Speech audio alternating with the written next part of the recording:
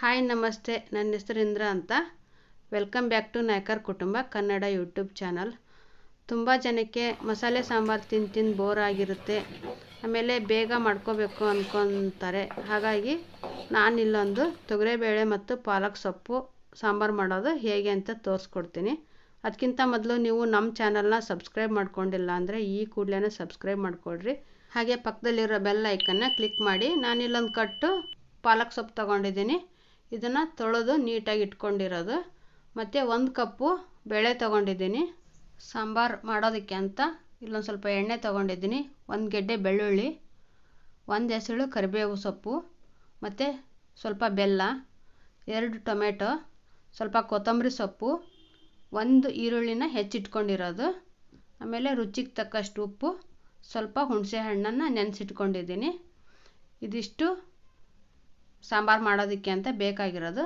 ಇಲ್ಲಿ ಸ್ವಲ್ಪ ಜೀರಿಗೆ, ಸಾಸಿವೆ ಮತ್ತು ಸಾಂಬಾರು ಪುಡಿ, ಅರಿಶಿಣದ ಪುಡಿ ಮತ್ತು ಖಾರದ ಪುಡಿ ತೊಗೊಂಡಿದ್ದೀನಿ. ಮತ್ತು ಸಪ್ರೇಟಾಗಿ ಒಂದು ಪಾತ್ರೆ ತೊಗೊಂಡು ಬೇಳೆನ ತೊಳೆದ್ಬಿಟ್ಟು ಹಾಕ್ಕೋಬೇಕು ಕುಕ್ಕರಿಗೆ. ನೋಡಿ, ಈ ಥರ ವಾಶ್ ಮಾಡ್ಕೊಂಡು ಹಾಕ್ಕೊಳ್ರಿ. ನಾನು ಮೊದಲೇ ಕುಕ್ಕರ್ ಒಳಗೆ ಒಂದು ಅರ್ಧ ಲೀಟ್ರಷ್ಟು ನೀರು ಹಾಕಿ ಇಟ್ಕೊಂಡಿದ್ದೆ. ಅದಕ್ಕೇ ನಾನು ತೊಗರಿಬೇಳೆ ಮತ್ತು ಪಾಲಕ್ ಸೊಪ್ಪನ್ನ ಕಟ್ ಮಾಡಿರೋದು ಹಾಕಿ 1 ಗೆಡ್ಡೆ ಬೆಳ್ಳುಳ್ಳಿ ಹಾಕ್ಕೊತಾ ಇದ್ದೀನಿ. ಮತ್ತು 2 ಟೊಮೆಟೊ ಹೆಚ್ಚಿರೋದು ಹಾಕ್ಕೊತಾ ಇದ್ದೀನಿ.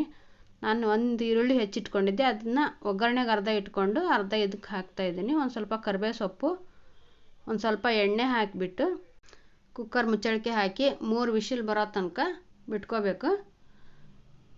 ಈ ಸಾಂಬಾರನ್ನ ನಾವು ಆದಷ್ಟು ಬೇಗನೆ ಮಾಡ್ಕೊಬಿಡ್ಬೋದು, ಒಂದು 10 ನಿಮಿಷದಲ್ಲೇ ಮಾಡ್ಕೋಬೋದು. ನೋಡಿ, ಇವಾಗ ಕುಕ್ಕರ್ ಸೀಟಿ ಎಲ್ಲ ಹೊಡೆದು ತಣ್ಣಗಾಗಿದೆ. ನೋಡಿ ಎಷ್ಟು ಚೆನ್ನಾಗಿ ಬೆಂದಿದೆ. ನಿಮ್ಮ ಮನೆಯಲ್ಲಿ ಸ್ಮ್ಯಾಶರ್ ಇದ್ದರೆ ಸ್ಮ್ಯಾಶರ್ ಒಳಗೆ ಸ್ಮ್ಯಾಶ್ ಮಾಡ್ಕೊಳ್ರಿ, ಇಲ್ಲ ಅಂದರೆ ಸ್ಪೂನಲ್ಲಾದರೂ ಮಾಡ್ಕೋಬೋದು. ನೋಡಿ, ಈ ಥರ ಸ್ಮ್ಯಾಶ್ ಮಾಡ್ಕೊಳ್ರಿ. ನಿಮಗೆ ಹಸಿ ಖಾರ ಬೇಕು ಅಂದರೆ ಇದರೊಳಗೇ ಹಸಿ ಮೆಣಸಿನ್ಕಾಯಿನ ಹಾಕಿ ಕುಕ್ಕರ್ ಕೂಗಿಸ್ಕೋಬೋದು. ನಾನಿಲ್ಲಿ ಒಣ ಖಾರ ಹಾಕಿ ಮಾಡೋದ್ರಿಂದ ನಾನು ಮೆಣಸಿನ್ಕಾಯಿ ಹಾಕಿಲ್ಲ. ಒಗ್ಗರಣೆಗೆ ನಾನೀಗ ಸ್ವಲ್ಪ ಎಣ್ಣೆ ಹಾಕ್ಕೊಂಡು ಒಂದು ಅರ್ಧ ಸ್ಪೂನ್ ಜೀರಿಗೆ, ಅರ್ಧ ಸ್ಪೂನ್ ಸಾಸಿವೆ ಹಾಕ್ಕೊತಾ ಇದ್ದೀನಿ.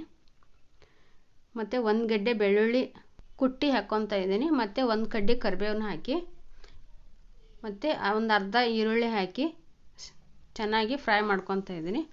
ಇದನ್ನ ಚೆನ್ನಾಗಿ ಫ್ರೈ ಮಾಡ್ಕೋಬೇಕು. ಸ್ವಲ್ಪ ಕೆಂಪಾಗೋ ತನಕ ಬೇಯಿಸ್ಕೊಳ್ರಿ, ಸಾಂಬಾರು ತುಂಬ ರುಚಿಯಾಗಿ ಬರುತ್ತೆ.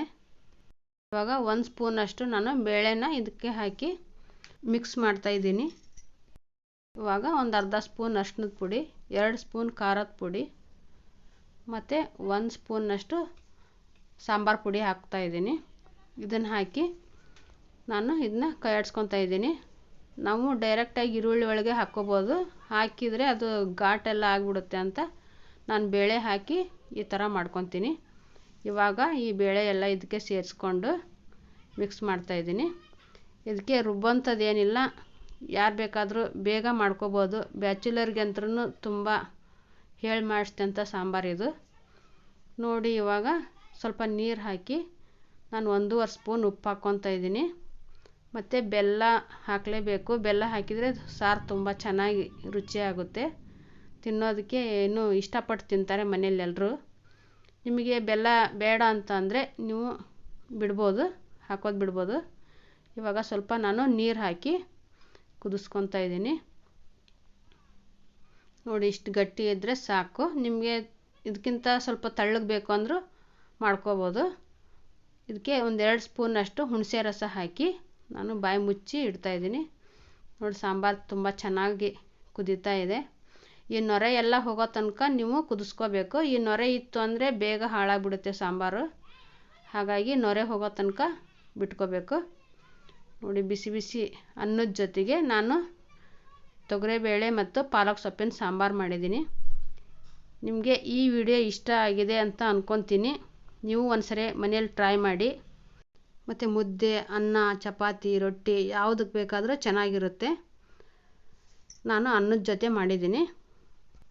ನಿಮಗೆ ಈ ವಿಡಿಯೋ ಇಷ್ಟವಾದರೆ ಲೈಕ್ ಮಾಡಿ, ಶೇರ್ ಮಾಡಿ, ಕಮೆಂಟ್ ಮಾಡಿ ಮತ್ತು ಸಬ್ಸ್ಕ್ರೈಬ್ ಮಾಡೋದನ್ನು ಮರಿಬೇಡಿ. Thank you for watching.